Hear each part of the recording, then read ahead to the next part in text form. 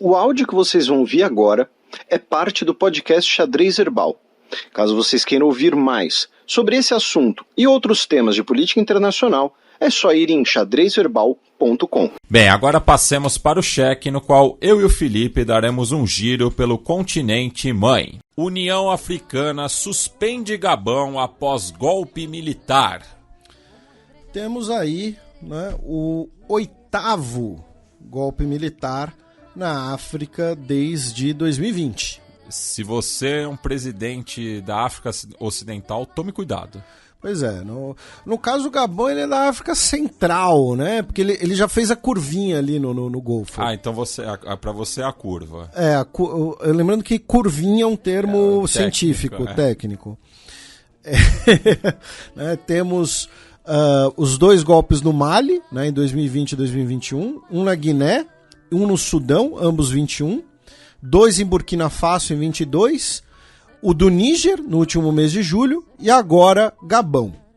De todos esses 8, tirando o Sudão em 2021, que foi um golpe contra a Revolução Popular que derrubou a ditadura do Omar al-Bashir, todos foram em países francófonos, ou melhor dizendo, em países que foram posses coloniais francesas. Tá? Então, vamos lá. Isso não é coincidência. Então. Vamos lá, vamos, como sempre, começar pelo factual. Né? Semana passada a gente até brincou, né? A gente falou, vamos ter eleições no Gabão, né? E o Ali Bongo deve vencer com 200% dos votos. Né? O Ali Bongo, né, que era presidente do Gabão até a última quarta-feira, basicamente, ele governava o Gabão desde 2009, quando ele sucedeu o seu pai, o Omar Bongo, que faleceu em 2009 e governou o Gabão desde 1967. O Gabão se tornou independente em 1960, gente, e teve 3 presidentes, sendo que um era filho do outro. Tá? O primeiro presidente foi o Léon Mba, que governou até 67, quando faleceu de câncer. Aí ele foi sucedido pelo então vice-presidente, o Omar Bongo, que governou por 42 anos, de 67 até 2009, quando foi sucedido pelo seu filho, o Ali Bongo. Tá? E só um detalhe, Felipe, que é interessante, que o Ali Bongo nasceu em Brazzaville, né, atual capital da República do Congo, mas quando tanto o Congo quanto o Gabão eram denominados África Equatorial Francesa. Era tudo a mesma coisa. E aí, meu caro Matias, eu usei no Twitter um termo que algumas pessoas até acharam estranho, que eu falei que era uma cleptocracia. Né? Cleptocracia é governo de ladrões, só que cleptocracia é mais do que dizer que é um governo que tem corrupção. Tá? É quando você tem uma elite que governa, basicamente, usurpando a riqueza do país e distribuindo essa riqueza entre si e entre aliados para se manter no poder. Tá? O segredo da família Bongo ficar no poder, tá, por mais de 50 anos foi saberem distribuir riqueza. E isso é muito importante porque a gente vai falar daqui a pouco. Tá? E aí nós tivemos as eleições no último dia 26 e no dia 30 o Ali Bongo foi declarado vencedor nos resultados oficiais com 65% dos votos. 64,5%. Sendo que 64,5% dos votos das pessoas que foram votar, o que dá mais ou menos 56% dos eleitores, o que dá em números brutos menos de 300 mil votos. E aí tem uma característica interessante do Gabão, que eu desconhecia, mas estudando para o nosso programa, né? O Gabão, ele é um país relativamente grande, se você olhar no mapa, né? Porém, o Gabão é um país que tem uma população muito pequena. A população do Gabão é de cerca de 2 milhões e 400 mil pessoas, tá, gente? Isso é muito pouco. E quase 40% dessa população vive na capital Libreville. Tá? É um país que tem uma densidade populacional das menores do mundo. Tá? E isso também é muito importante para a gente potencialmente entender o que está ocorrendo aqui. Só colocando em perspectiva, né, é o 195º, né, à frente apenas de países como Canadá, Austrália, Botsuana, Mauritânia, que muitos países com regiões desérticas. Né? Isso. Então, e no caso do Gabão, essa grande área com muita pouca população é de mata quase intocada, né, de floresta tropical. Então, minutos depois dos resultados eleitorais, nós tivemos o anúncio pelos militares gabonenses, ou gaboneses, né, que eles estavam depondo o Bongo, tomando controle dos pontos estratégicos na capital Libreville e anunciando um novo governo, uma junta militar, tá, que foi, né, batizada de Comitê pela Transição e Restauração das Instituições. E essa junta militar anunciou o general Brice Oligui Nguema como presidente da transição. A gente já vai falar um pouquinho mais dele. Antes, tem duas coisas importantes a gente falar sobre o Gabão. A primeira delas três, na verdade. Né? A primeira delas como mencionamos, né, os Bongo estavam no poder desde 67. Eles supostamente venceram 10 eleições seguidas. Tá? E nesse período você teve diversas mudanças das regras. Então limite e tamanho de mandato também mudaram nesse período. E obviamente, gente, nós temos um cenário de fraudes, e fraudes desde pela coerção até pela manipulação dos resultados. Em 2016, por exemplo, meu caro Matias, olha só que curioso. Né? E aqui nesse caso, né, falando sério, né, a internet é o que possibilita a existência do xadrez herbal, porque possibilita pesquisar notícias antigas e tal. É uma notícia de 2016 da Euronews, tá? Quando, eu não lembro se a gente repercutiu isso na época, sinceramente. O prédio do Parlamento do Gabão chegou a ser incendiado na época, porque em alguns distritos o Ali Bongo, ele recebeu supostamente 95% dos votos, com comparecimento de 99,9% do eleitorado. Tá? Isso não existe.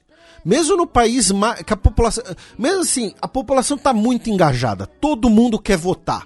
Não existe comparecimento eleitoral de 99,9%. Sabe, você vai ter o cara que ficou doente, o cara que acordou de ressaca, o cara que não pode ir porque trabalha, o cara que tem que cuidar de um parente em casa, entendeu? Não existe esse comparecimento eleitoral. Ainda mais quando o turnout foi de menos de 60%. Né? Nacionalmente, né? E a segunda questão, como o Matias mencionou, né, dos países franceses, o Omar Bongo, o Bongo pai, no contexto da Guerra Fria, ele colocou o Gabão como um país alinhado aos franceses e aos Estados Unidos. Tá? Vocês vão achar fotos dele sendo recebidos, por exemplo, tanto pelo Jimmy Carter quanto pelo Ronald Reagan, tá? No contexto da Guerra Fria. O Gabão usa o franco centro-africano, né, que é um dos dois francos africanos que são garantidos pelo Tesouro francês, né, ou seja, na prática os países africanos não têm dependência monetária. Tá? Inclusive ele foi tenente da Força Aérea Francesa ainda no período colonial. Né? Isso daí eu não sabia, interessante. Então você teve essa proximidade, né, com os países ocidentais no contexto da Guerra Fria, que foi mantido depois. Tá? Então a França ainda tem uma presença. A França e os Estados Unidos ainda possuem uma presença econômica muito grande no Gabão. E o terceiro elemento às vezes por ignorância, às vezes por preconceito. E nesse caso a ignorância não tem problema, tá, gente? Assim, não vamos fingir, tá? Não tem nenhum problema que o Gabão, o Gabão, o país todo dia tá no Jornal Nacional. Putz, nunca ouvi falar no Gabão. Não tem problema, acontece, tá? Mesmo, o Matias sempre fala aqui, a gente tem que estudar pro programa, tá? Em muitos assuntos. O Gabão, alguns dos nossos ouvintes podem se perguntar, tá, mas de onde vem a riqueza então? Vocês falaram que eles distribuem riqueza, tá? O Gabão é, per capita, tá? PIB per capita, um dos maiores PIBs per capita da África. Tá? Por quê? Porque o Gabão é um grande produtor de petróleo. Tá? O petróleo responde pela maior parte das exportações do Gabão, tá? E basta lembrar, né, as primeiras viagens do primeiro mandato do presidente Lula, em 2003, no qual ele assinou acordos comerciais com o Gabão, principalmente com o selo da Petrobras, né? Isso, inclusive tem um ouvinte nosso que mandou uns recados interessantes sobre isso. Muito bem antecipado. Olha só, gente, segundo o site, né, do Observatório de Complexidade Econômica, hoje o Gabão significa cerca de 56% das exportações do país, totais, tá? 66%, desculpa, eu falei 56%, 66%, e, segundo a Al Jazeera, responde por quase metade do orçamento do governo. E aí você fala, poxa, o Gabão dos países. Então o Gabão tem a riqueza do petróleo com uma população pequena, então tem um PIB per capita muito alto. 40% da população vive na pobreza. Tá? Para onde vai parar essa grana? Na mão dessa elite. Por isso uma cleptocracia. Como curiosidade, né, por exemplo, o Gabão, embora você tenha essa grana do petróleo e tudo mais, ele é um dos países do mundo com maior taxas de mortalidade infantil. Então essa grana ela não está indo parar onde deveria. Inclusive um dos aliados do Noureddin Bongo Valentim foi preso com grandes quantidades de dinheiro em seu apartamento. E além do petróleo, né, nessa questão da grana, meu caro Matias, o Gabão tem as segundas maiores reservas confirmadas do mundo de manganês, é o terceiro maior produtor do mundo de manganês, além de ouro e terras raras, tá? Que ainda não são muito exploradas, mas que certamente são interessantes para o futuro. Tá? No caso especificamente do manganês, a receita da extração do manganês corresponde a 20% das exportações do país. Tá? O principal destino dessas exportações é a China, que compra a matéria-prima. Porém, a exploração desses produtos é especialmente com empresas francesas. Tanto que a França é o maior fornecedor de serviços e de bens importados pelo Gabão. Tá? Então, são três características importantes da gente entender o que aconteceu. E aí nós tivemos, então, o anúncio do golpe militar. O governo Bongo, a ditadura Bongo, havia suspendido a internet, tá? Na época das eleições, supostamente para coibir campanhas irregulares. Os militares restauraram a internet, inclusive, depois de tomar o poder, anunciaram o fechamento de fronteiras, enfim, todos aqueles anúncios de golpe. E aí, meu caro Matias, a gente vai entrar numa questão que talvez seja mais importante da gente contextualizar para os nossos ouvintes. Que é tudo isso que a gente está falando. A gente começou esse bloco falando o 8º golpe de Estado na África. E é muito tentador para algumas pessoas, e às vezes essa tentação pode ser por ignorância, pode ser por, não tem tempo, né? Então aqui no Xadrez Herbal, a gente, se precisar falar por 5 horas, a gente fala por 5 horas. Né? Você acaba fazendo uma amálgama, né? Você acaba resumindo, botando tudo no mesmo barco. E no caso, o golpe do Gabão, e quem foi instituído como comitê, né, como líder do comitê, é o general Nguema, que a gente mencionou. Tá? O general Nguema ele foi formado no Marrocos e ele comandava a Guarda Republicana, que é uma mistura de força militar com força policial, responsável pela segurança dos edifícios do governo e das lideranças do país em Libreville. Tá? Considerando o pequeno tamanho da população do país, e como a gente mencionou, boa parte da população vive na capital, esse golpe coordenado pela Guarda Republicana, vamos lembrar, o golpe do Níger também foi pela Guarda Presidencial. É um golpe palaciano. É o golpe pretoriano, eu uso o termo pretoriano. Né? Que há 2000 anos isso já acontece. Porque é um núcleo de elite das Forças Armadas do Gabão responsável pela segurança dos principais edifícios da capital, onde vive a maior parte da população. E esse general, ele deve a carreira dele a quem? Aos Bongo. Ele se torna, né, um alto oficial, se torna comandante dessa unidade, ele se torna oficial com Bongo pai e se torna comandante dessa unidade com Bongo filho. E ele era um cara muito próximo do poder. Tá? Ele não era um cara externo ao poder. Ao ponto que, segundo a Al Jazeera, que é o portal estatal do Catar, o general Nguema possui um patrimônio de milhões de dólares, incluindo propriedades nos Estados Unidos, e o portal Africa News fala até de possíveis de investigação com ligação com tráfico de drogas, tá? Inclusive o filho do Ali Bongo, né, do Bongo filho, né, ou seja, o neto do Omar Bongo, né, o Bongo neto, digamos assim. Que eu tinha citado anteriormente, né, e foi encontrado com dinheiro e tal. Uma parte das acusações contra ele é de tráfico de drogas também. E ele que foi sequestrado pelos militares, né? Então, assim, quando a gente fala dos golpes militares na África, nós temos uma distinção geracional. Nós temos os golpes no Mali, Burkina Faso e Guiné, que foram protagonizados por jovens oficiais de patentes intermediárias. A gente já fez aqui aquela comparação, inclusive, com o fenômeno da história brasileira do tenentismo, né? Então, um discurso muito parecido com o discurso dos tenentes brasileiros, de desenvolvimentismo, de total soberania, de anticorrupção, de que os políticos tradicionais são corruptos. E vamos lembrar, o golpe no Mali, nós tivemos 2 golpes, um golpe dentro do golpe. Primeiro, os militares derrubaram o governo civil, e depois, os jovens oficiais derrubaram os generais. Então, nós temos esses golpes protagonizados por jovens oficiais, e temos os golpes em Sudão, Níger e Gabão, que são capitaneados, são protagonizados por generais, pessoas próximas do poder. O Al-Burhan, que é o general que governa o Sudão hoje, ele não é um revolucionário.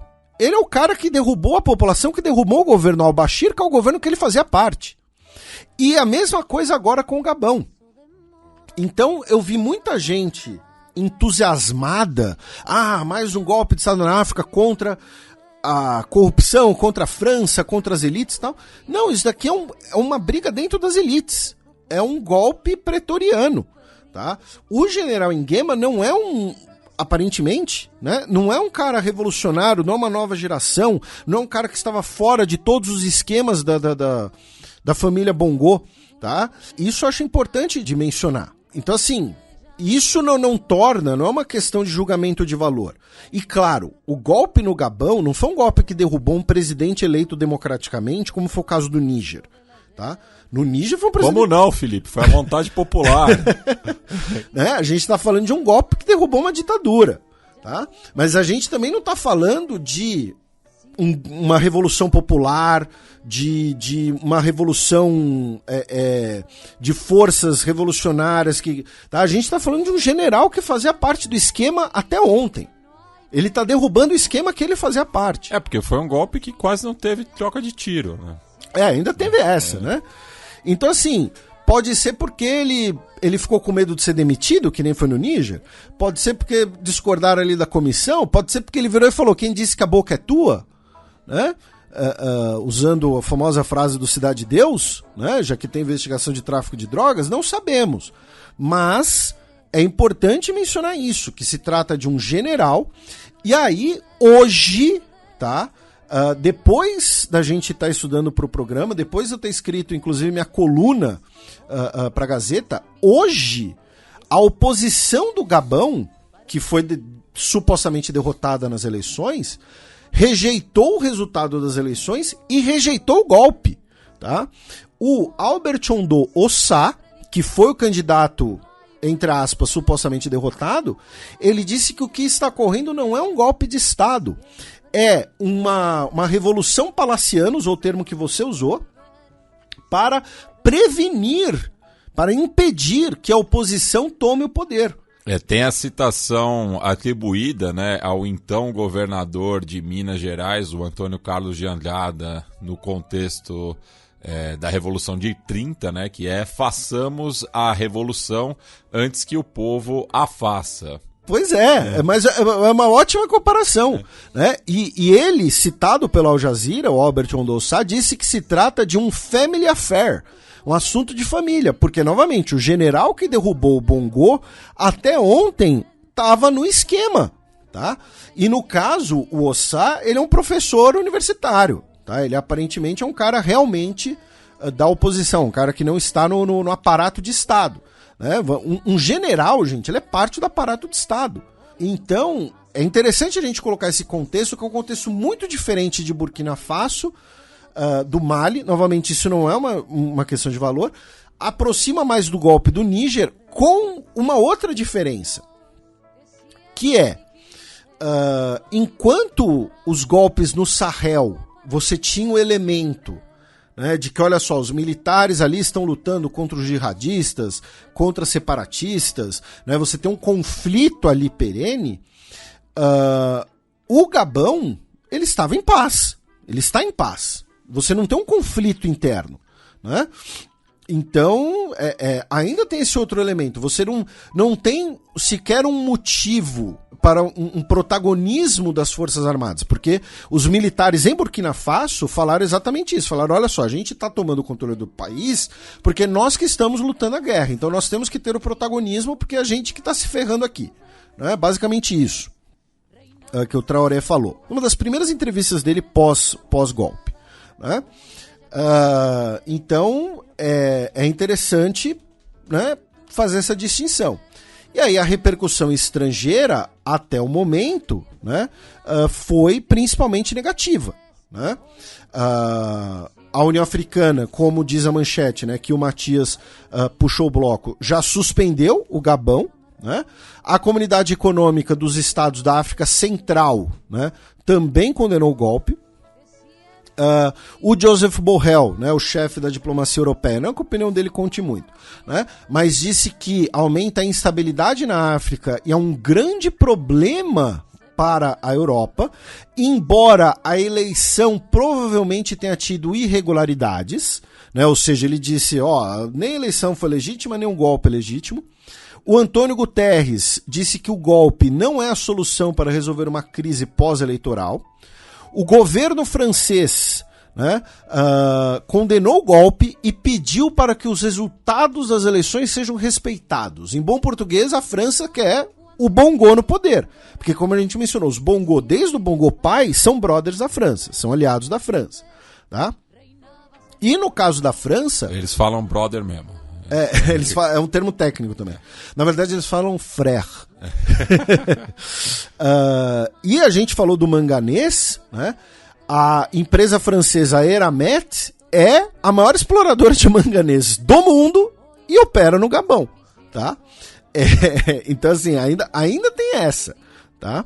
E, curiosamente, uma notícia de hoje, o Paul Kagame, que é o presidente de Ruanda, que é o presidente que também já está há mais de 2 décadas no poder. Mais de 3, está desde meados dos anos 90.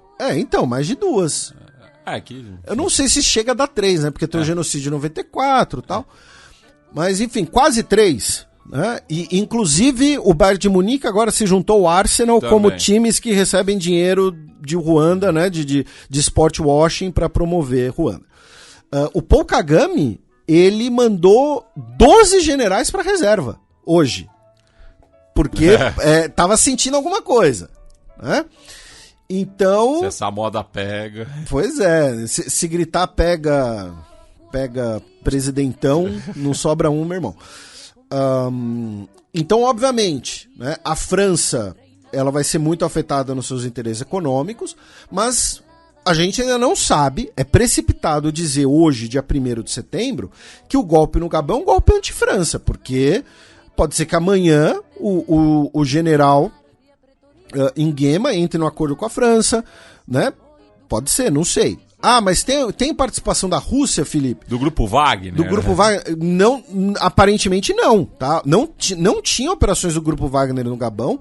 E, por exemplo, no Níger, nós vimos muitas bandeiras da Rússia nas manifestações populares. No Gabão, isso não acontece, tá? Se vocês forem, por exemplo, no Twitter, na Al Jazeera e tal, vocês vão ver vídeos das pessoas celebrando o golpe nas ruas de Libreville, mas com bandeiras do Gabão. Você não vai ver bandeiras da Rússia, por exemplo, ao contrário do que ocorreu no Níger, tá? Então, aparentemente, não tem uma participação externa tão grande assim.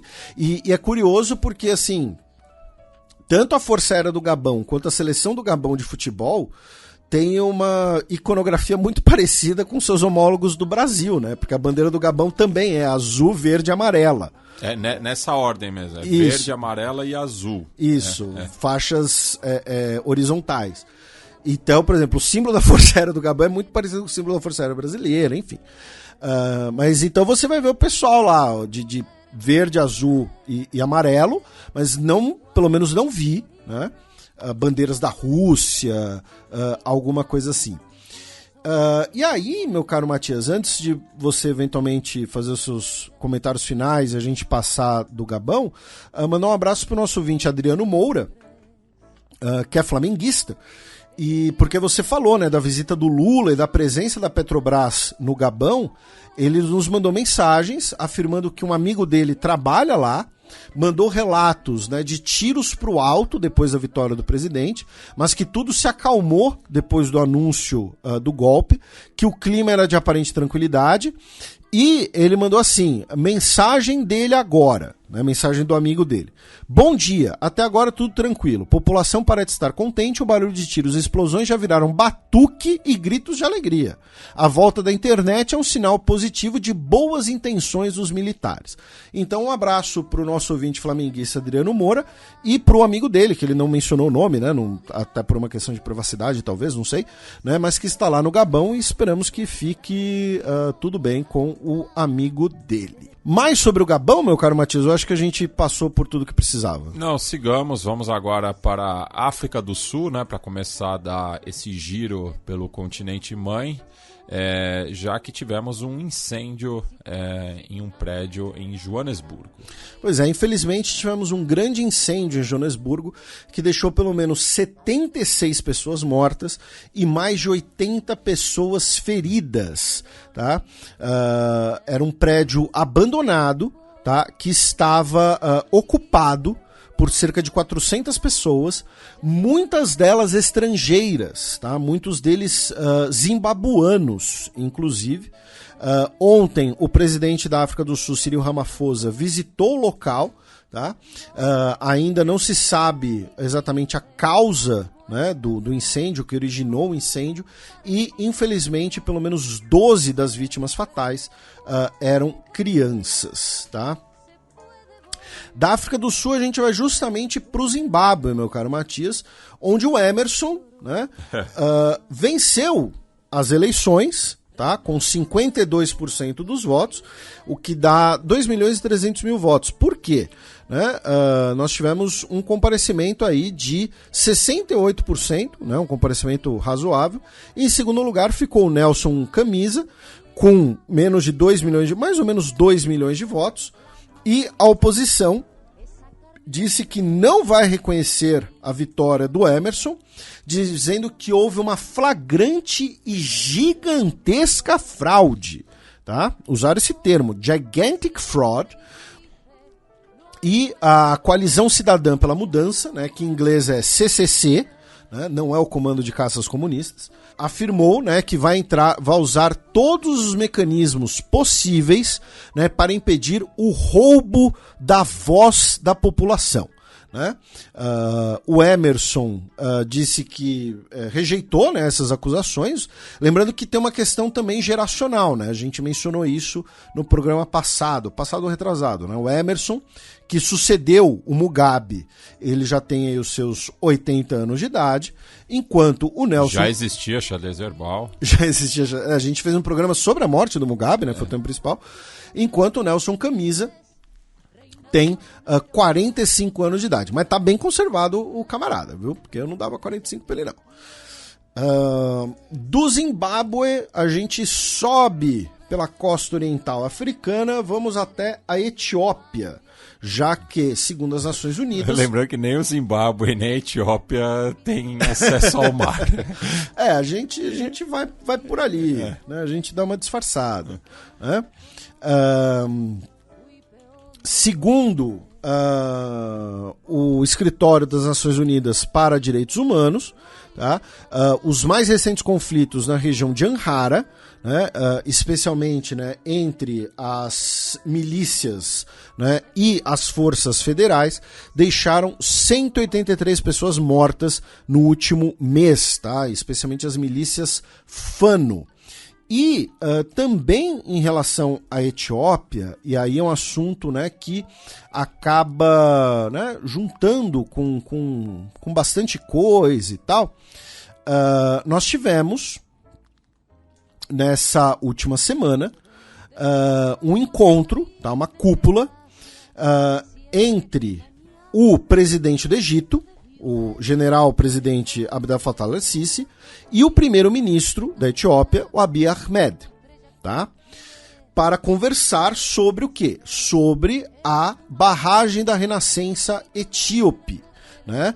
E aí eu vou recomendar, sempre faço isso, eu sei que é um pouco, né, orgulho de pai, né, mas um dos trabalhos mais legais que a gente já fez aqui, eu e o Matias, foi o programa 126 sobre o Rio Nilo, lá em janeiro de 2018, para vocês verem como é um assunto que continua pertinente. A gente não costuma citar muitos programas antigos do Xadrez Verbal, né, correndo o risco de ficar desatualizado, mas não é o caso, né, porque esse... A gente fez uma contextualização histórica dessa questão tão sensível na região. Isso, do uso das águas do Nilo, as barragens que existem no Nilo. E resumindo, né, pro nosso ouvinte mais recente, até porque de 2018 para cá teve muito ouvinte e tal, a Etiópia construiu a sua grande barragem, tá, da Renascença Etíope, tá, no braço do Nilo Azul, que é o Nilo que está na Etiópia, o Nilo do Rio Nilo. Tá? É um grande projeto de uma hidrelétrica que custou mais de 4 bilhões de dólares para gerar energia e também suprir água para a agricultura. O Egito e o Sudão protestam contra essa barragem, falando, olha só, quando a Etiópia encher esse reservatório, a gente vai ficar sem água, porque o Egito e o Sudão são os países que estão, né, no descer da água do Nilo. Né? A foz do Nilo está no Egito. E só que, lembra que eu falei de Nilo Azul, porque você tem 2 Nilos, né? Você tem o Nilo Azul, que vem do chifre da África, e tem o Nilo Branco, que vem lá da região dos lagos africanos, lá de Uganda, e se encontram justamente no Sudão, onde vira só o Rio Nilo, tá?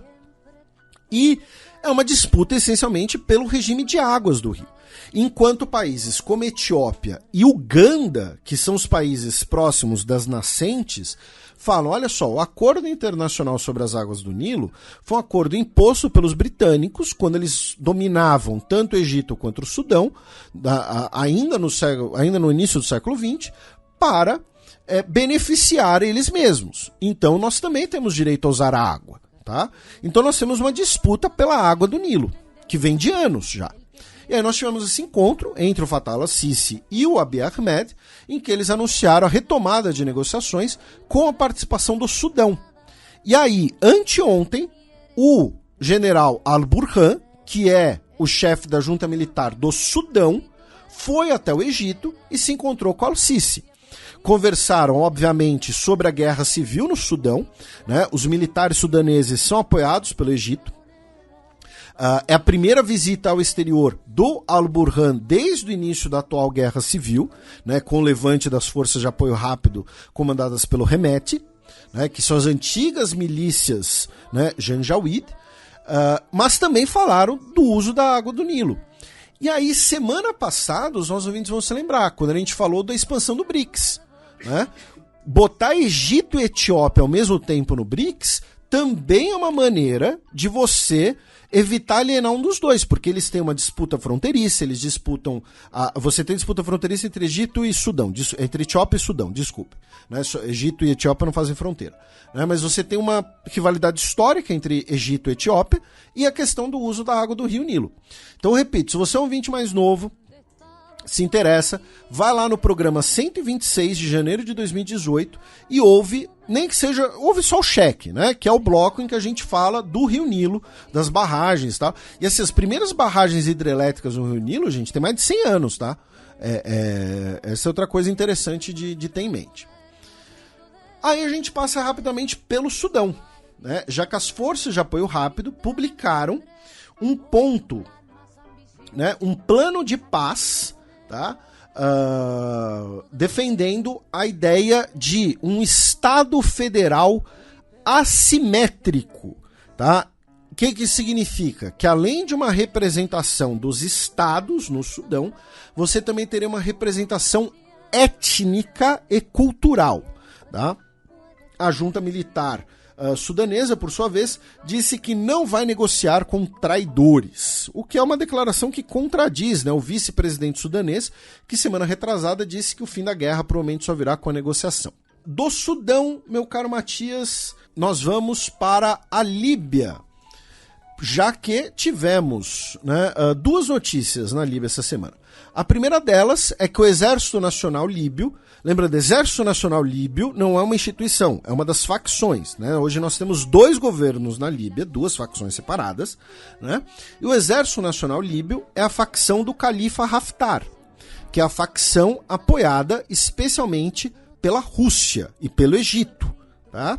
Lançou uma operação na região da fronteira com o Chad, tá? Afirmando que grupos estrangeiros estavam operando ali.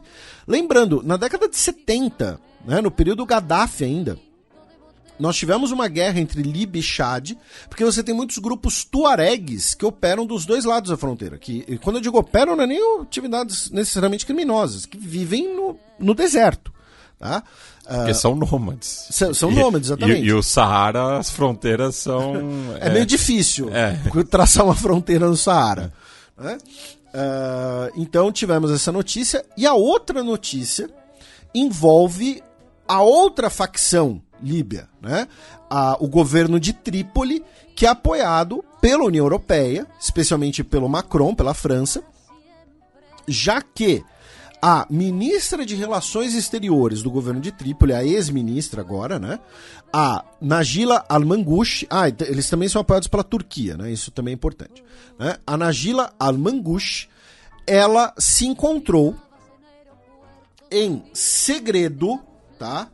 Com uma delegação israelense, tá? A Líbia não reconhece Israel. E esse encontro, né, veio ali como parte, né, de uma tentativa de normalização das relações, e ela se encontrou em Roma, tá, como eu disse, é o governo reconhecido pela União Europeia, com o ministro de Relações Exteriores de Israel, né, o Eli Cohen. E isso pegou muito mal dentro da Líbia. Tivemos protestos populares em Trípoli, ela renunciou ao cargo e fugiu do país, tá? Devido às ameaças de morte que ela está recebendo. Ela fugiu para a Turquia, tá? Justamente porque ela passou a receber ameaças de morte de milícias que operam em Trípoli, tá? Eu achei esse movimento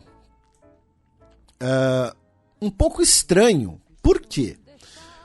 Porque embora você possa dizer, é um avanço para Israel, né? Porque seria mais um país árabe reconhecendo Israel, não existe um governo líbio hoje, tá? Isso poderia mudar amanhã, poderia mudar semana que vem, e mesmo a facção de Trípoli, ela não tem tanto poder assim, tanta autoridade assim, né? Como a gente acabou de falar, ela teve que fugir porque você tem as milícias que operam em Trípoli também.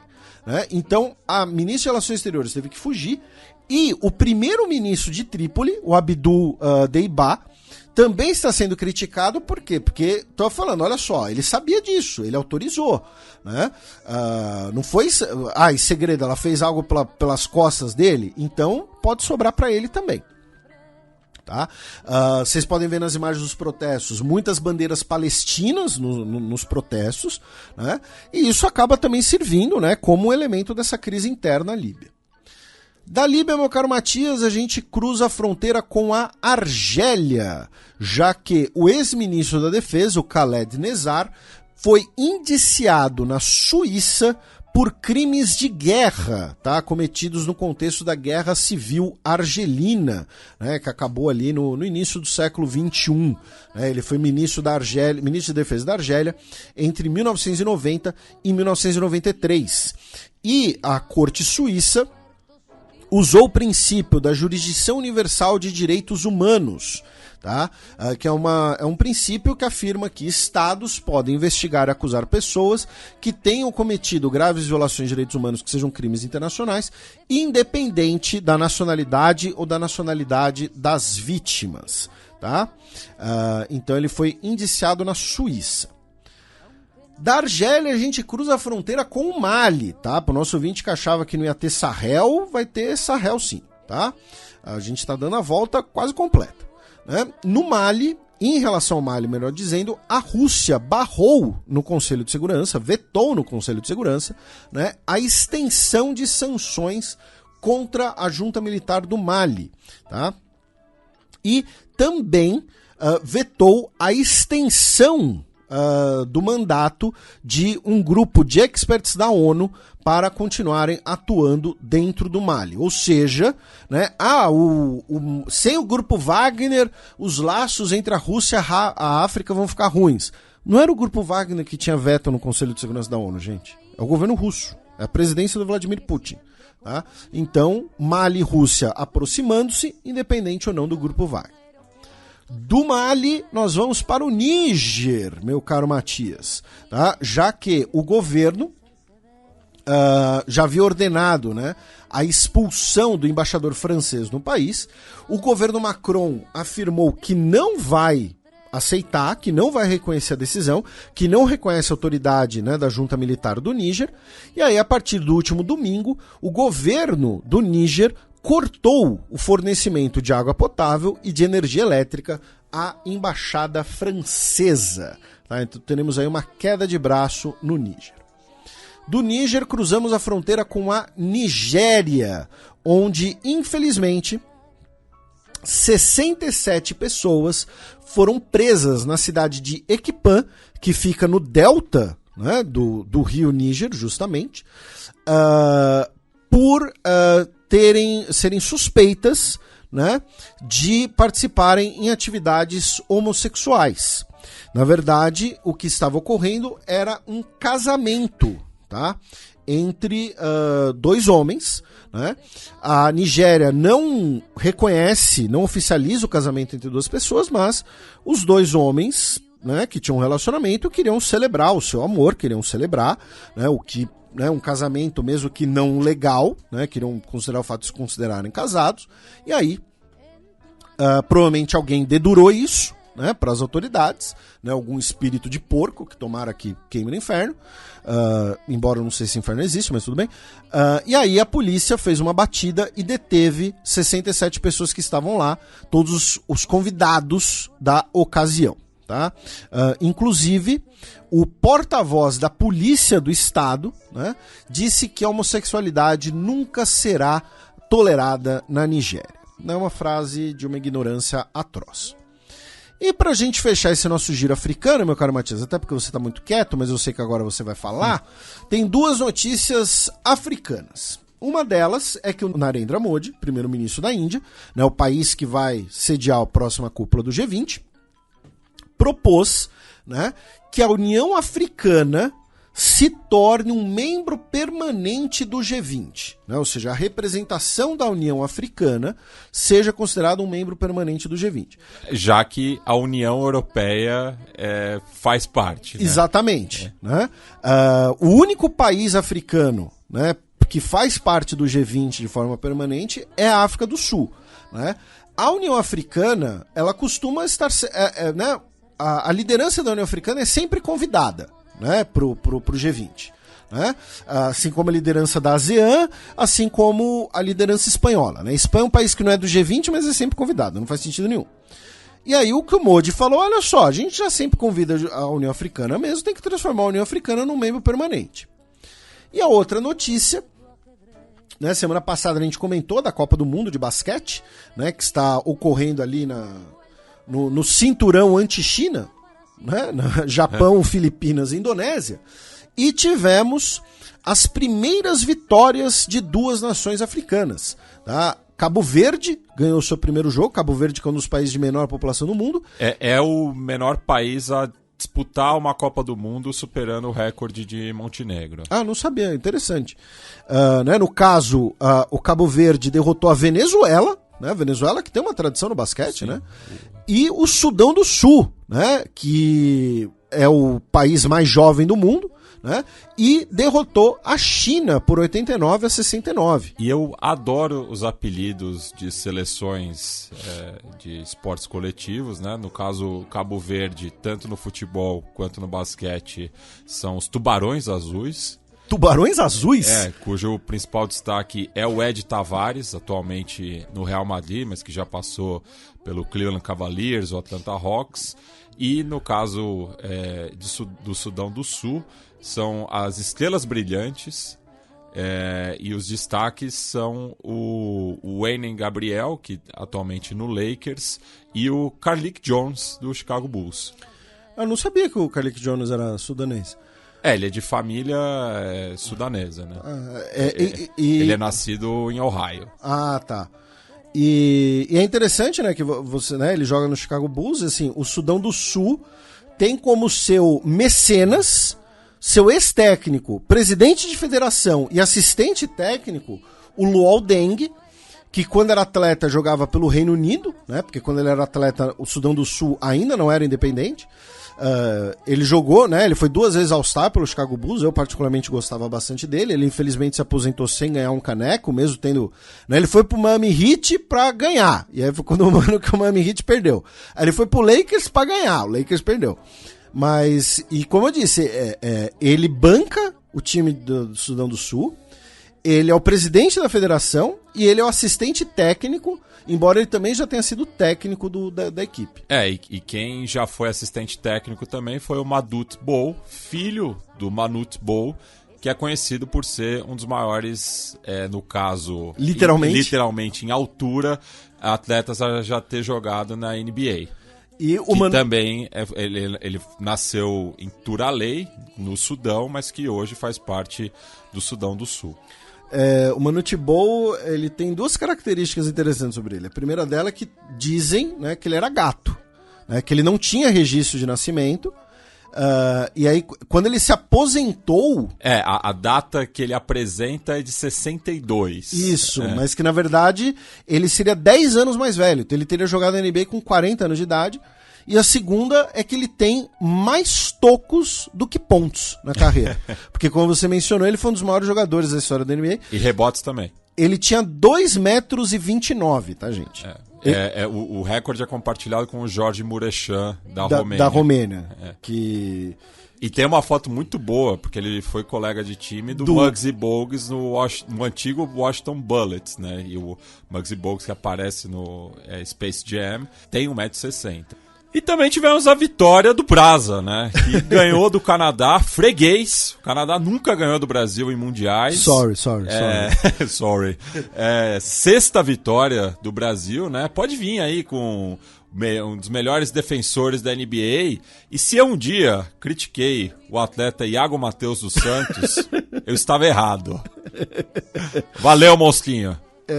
Então tá aí, né? A gente sempre gira pelos eventos esportivos e, né, é importante também o noticiário, né? Primeira vitória de um país como o Sudão do Sul e tal. E se você achou tudo isso uma grande viagem, você pode pelo menos usar pra puxar assunto com o crush, né? Você vira e fala, sabia que o Manute Bol tinha 2,29 m de altura? Pronto. Tá aí. É assim que começa um casamento, gente.